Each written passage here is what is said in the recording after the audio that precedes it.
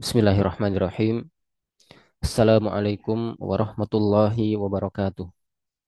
Innal hamdalillah nahmaduhu wa nasta'inuhu wa nastaghfiruh wa na'udzu billahi min syururi anfusina wa sayyiati a'malina. May yahdihillahu fala mudhillalah wa man yudlil fala hadiyalah. Asyhadu an la ilaha illallah wahdahu la syarikalah wa asyhadu anna Muhammadan abduhu wa rasuluh.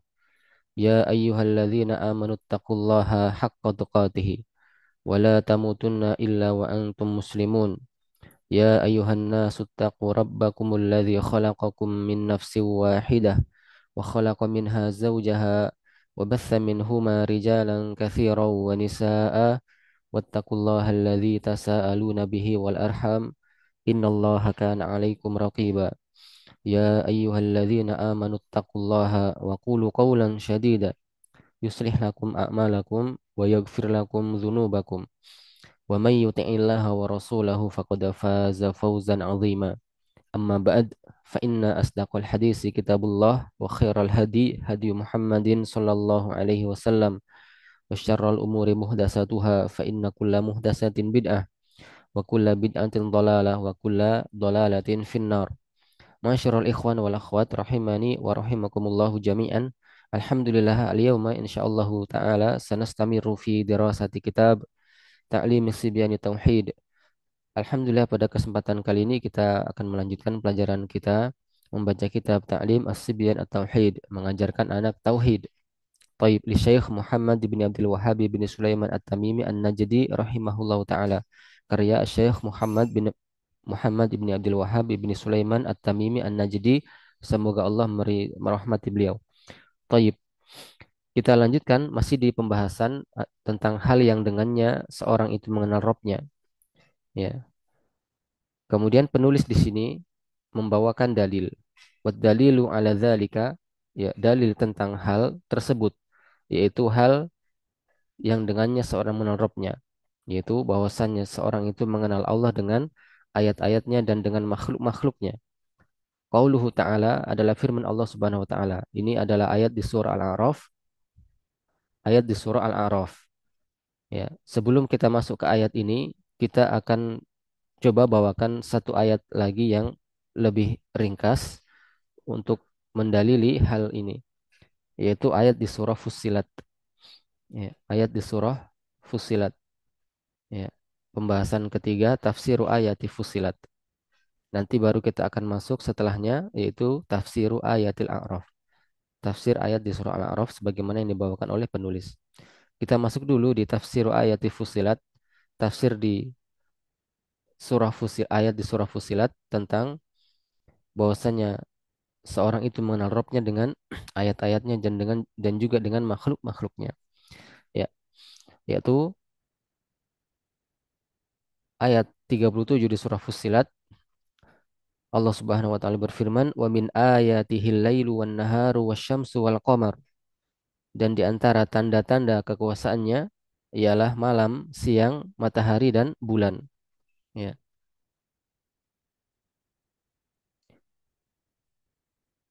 La tasjudu la tasjudu lisyamsi wala lil qamari.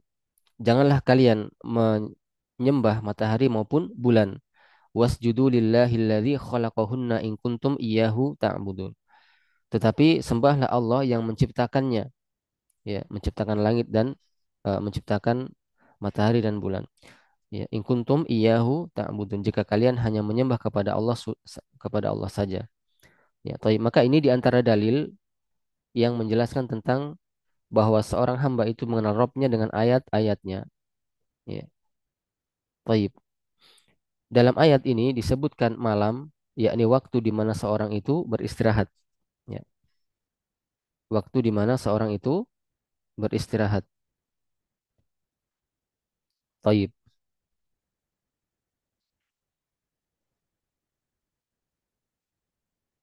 Waktu di mana seorang itu beristirahat. Dan siangnya itu diambil terangnya untuk orang, ya, beraktivitas. Untuk orang beraktivitas. Taib. Matahari dan bulan, ya, yang hamba tidak bisa istiqomah kecuali dengan keduanya. Ya. matahari dan bulan yang seorang hamba itu tidak bisa istiqomah kecuali dengan keduanya. Nah, kita coba cari dulu ayatnya agar kita bisa baca bersama.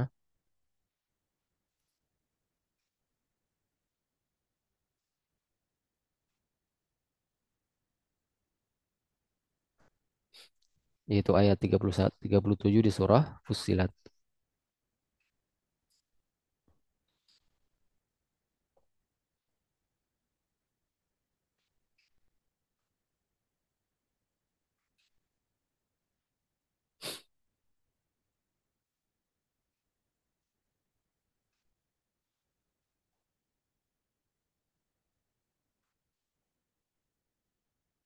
Baik, kita cari dulu.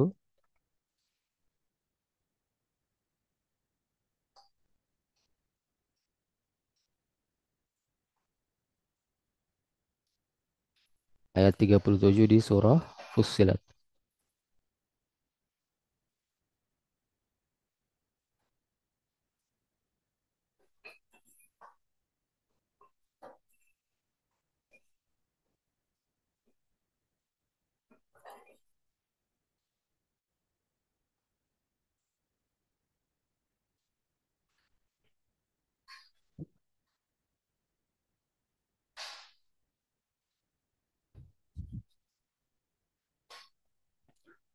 Baik, ini adalah ayatnya. Afwan. Ayat ke-37 ya.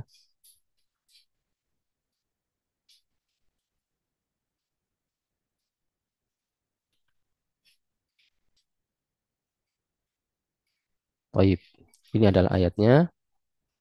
Ya, Allah Subhanahu wa taala berfirman, "Wa min ayatihi al-lailu wan naharu wasyamsu wal qamar. La tasjudu lisyamsi wala lil qamar. Wasjudu lillahi alladzi khalaqahunna in kuntum iyyahu ta'budun." Baik, maka malam ini ya, al-lail itu waktu di mana seorang itu beristirahat ya. Dan siang ya, itu adalah diambil terangnya oleh seorang untuk beraktivitas ya.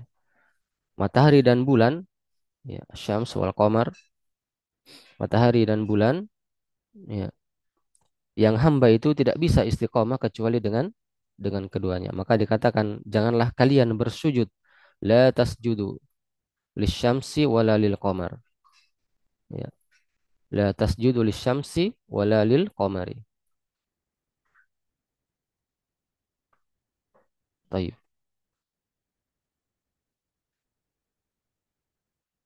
kita ulang dulu Kak ya.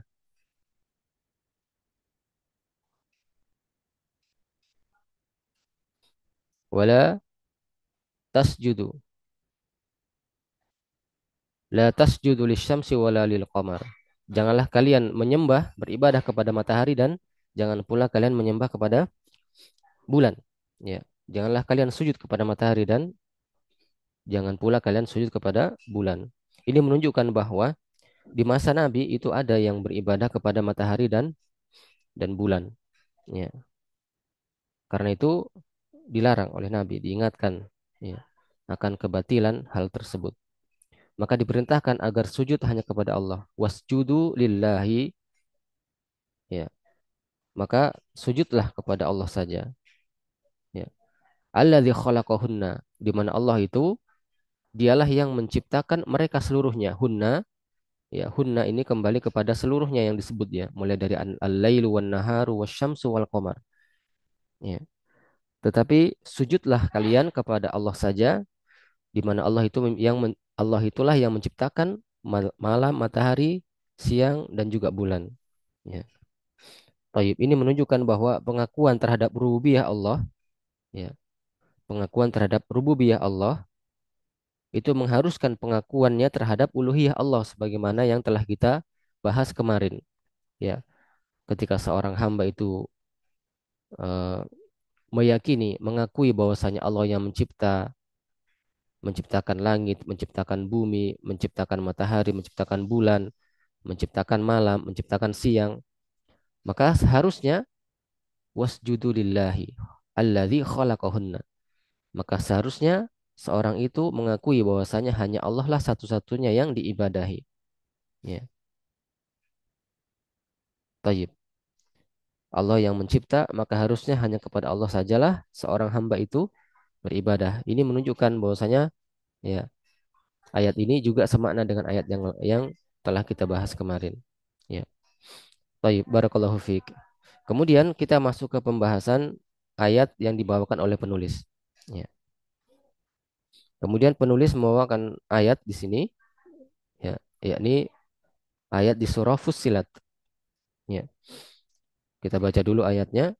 Di antara dalil yang lain yang menunjukkan bahwasanya seorang hamba itu mengenal Rabb-nya dengan ayat-ayatnya dan juga dengan makhluk-makhluknya. Allah Subhanahu wa taala berfirman, "Inna rabbakumullahu alladzi khalaqas samawati wal ard fi sittati ayyam." Sesungguhnya Rabb kalian adalah Allah, ya.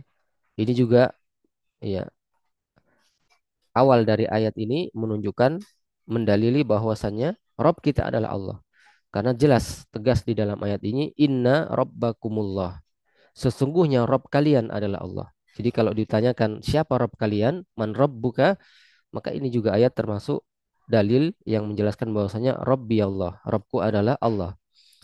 Ya, sebagaimana ayat yang sebelumnya di surah Al-Fatihah, Alhamdulillahi Rabbil Alamin. Siapa itu Allah? Yaitu Rabb al-Alamin. Al-Alamin kita termasuk dari alam itu. Ya. Tayyib. Inna rabbakumullahu alladzi khalaqas samawati wal arda fi sittati ayyam. Sesungguhnya Rabb kalian adalah Allah yang menciptakan langit dan bumi di dalam 6 masa. Ya. Di sini disebutkan dalam 6 hari. Ya. Taib. Nanti kita akan jelaskan maknanya.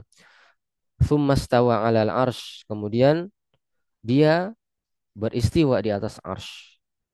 Nanti kita akan juga jelaskan sedikit tentang makna arsy. Yughshil lailan nahara yatlubuhu hafitha. Yang menutupkan malam kepada siang yang mengikutinya dengan sangat cepat. Wasyamsa wal qamara wan nujuma musakhkharatin bi amrih.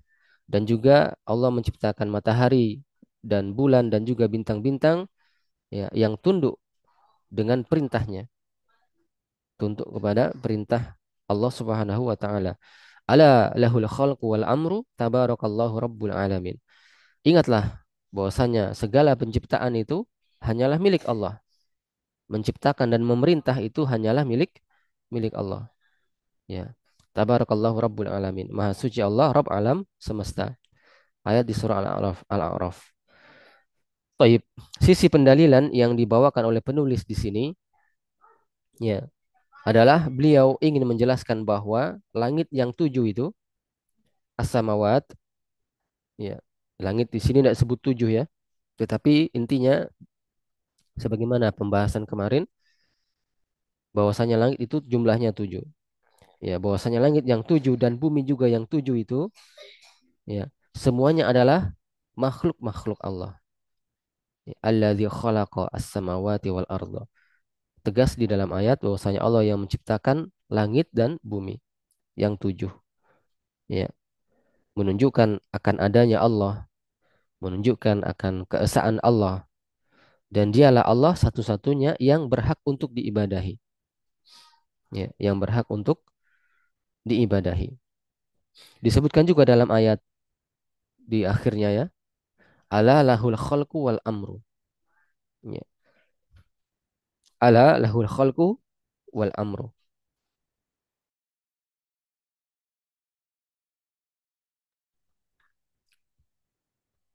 Maka di sini membedakan antara perintah dan penciptaan. Al-khalq wal amru. Ya, perintah dan penciptaan. Ayat ini dipakai oleh para ulama untuk membantah ya karena ada sebagian kelompok Jahmiyah yang mengatakan bahwa Al-Qur'an adalah makhluk. Ya. Maka Al-Qur'an itu adalah perintah dari Allah, bukan dari makhluk. Ya, bukan dari makhluk. Maka jelas ahlu sunnah tegas bahwa Al-Quran adalah kalamullah ghairu makhluk. Ya, karena jelas di dalam ayat ini dibedakan antara al-khalqu wal amru. Al-khalq adalah makhluk, sedangkan al-amru itu adalah Al-Quranul Karim, perintah Allah, kalamullah. Ya, taib. Kemudian kita masuk kembali ke ayat ini. Alladzi khalaqas samawati wal arda fi sittati ayyam, tsumma stawa 'alal arsy. Kemudian Allah beristiwa di atas arsy.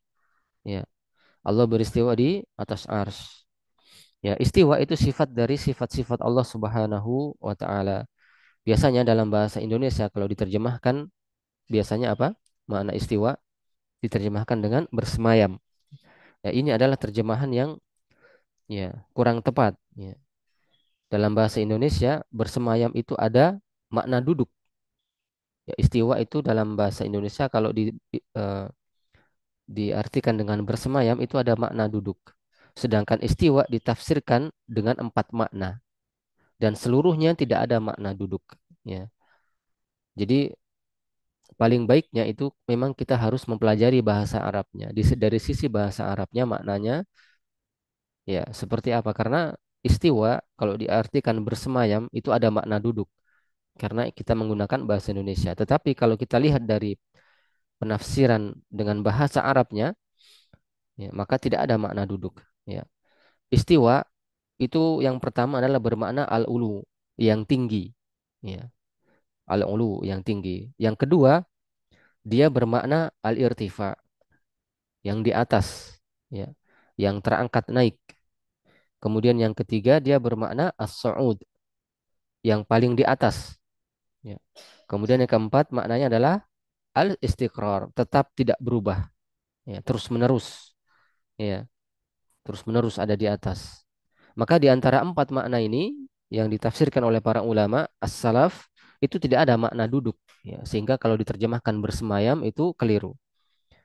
Nah, itu akan keliru. Disebutkan oleh orang Arab Badui secara bahasa bahwa tatkala dia tinggal di atas pohon, kemudian datang tamunya dan dengan bahasa fasihnya orang yang orang Arab Badui tadi ini yang tinggal di atas pohon berkata, "Istiwalah kalian kepadaku."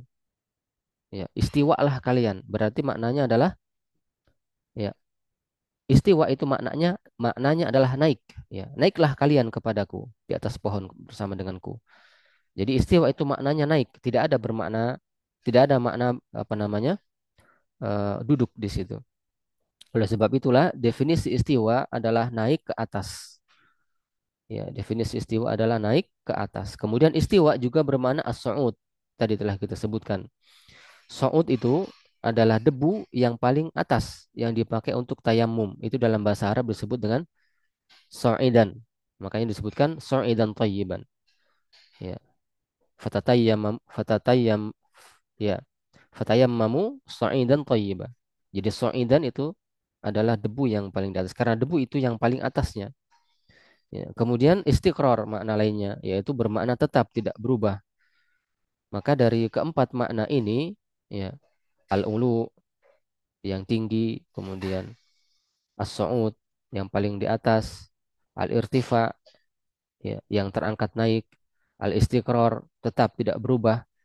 Maka dari keempat makna ini tidak ada makna duduk di situ. Maka jika ditanyakan kepada Allah duduk, maka jawabannya Allahu a'lam. Ya. Kita tidak bisa mengatakan Allah duduk di atas arsy, tidak pula kita bisa mengatakan Allah tidak duduk. Ya. Karena di pembahasan asma wa sifat, ya, menetapkan Allah duduk maupun tidak duduk itu harus butuh dalil. Ya. Dan dalam hal ini tidak ada dalil untuk kedua hal tersebut. Ya, jadi tidak bisa kita mengatakan Allah duduk, tidak bisa pula kita mengatakan Allah tidak duduk. Ya. Baik, ini di antara pemahaman yang harusnya dipegang oleh setiap umat Islam. Ya. Nah, dalam hal ini ya istiwa ya juga ada sebagian akal manusia yang keliru dari kalangan musyabbihah. Ya. Musyabbihah itu yang menyerupakan Allah dengan makhluk. Ahlu sunnah meyakini bahwasanya Allah itu beristiwa. Ahlu sunnah meyakini bahwasanya Allah itu beristiwa. Tetapi ada sebagian manusia mengatakan, ya, kenapa ditetapkan istiwa? Berarti Allah dibatasi dengan tempat. Ya, ada yang mengatakan seperti itu ya. Maka pernyataan seperti itu tidak lain adalah karena ya kelirunya akal mereka. Karena ketika disebut istiwa, mereka membayangkan Allah itu duduk. Ya. Padahal tadi apa? Makna istiwa itu tidak ada makna duduk. Ya, orang-orang yang seperti ini karena dia memahami ayat itu dengan bahasa Indonesia, dengan terjemahannya saja, tidak merujuk pada tafsir-tafsir para ulama terdahulu. Ya, tidak ada makna duduk ya, maka ini keliru sebagaimana rincian makna istiwa tadi. Ya, seorang mukmin itu tidak seperti itu cara berpikirnya. Istiwa dimaklumi secara bahasa. Adapun bagaimana Allah beristiwanya, ya, bagaimana kaifiatnya, tidak bisa seorang itu mengatakan hal tersebut. Karena kita tidak punya ilmu tentang hal tersebut. Yang terpenting adalah Allah itu Maha Agung, ya, dan Maha Mulia, dan pada hakikatnya Allah tidak serupa dengan makhluknya. Allah Subhanahu wa taala berfirman, "Laisa kamitslihi syai'un wa huwas samiul basir." Ya, tidak ada sesuatu pun yang serupa dengan Allah. Sungguh Allah itu Maha mendengar dan Maha melihat. Maka mudah sekali perkara keimanan ini, tidak ada yang rumit. Ya, taib. Kemudian di dalam ayat disebutkan summastawa 'alal arsy. Al arsy, ya. Arsy itu secara bahasa artinya sarirul malik. Sarirul malik, ranjang ataupun tempat raja, ya. Dan arsy ini salah satu dari makhluk Allah Subhanahu wa taala dan dia adalah makhluk yang paling agung dan paling besar, ya. Makhluk yang paling agung dan yang paling besar. Oleh sebab itu di dalam Al-Qur'an arsy itu disifatkan dengan Al-Azim, yang sangat tinggi, ya, yang sangat tinggi, Al-Majid, yang sangat luas. Dan Nabi Shallallahu Alaihi Wasallam menerangkan, ya, bagaimana besarnya arsy itu, sorga yang sangat luas dan agung itu ternyata atapnya adalah arsy, ya.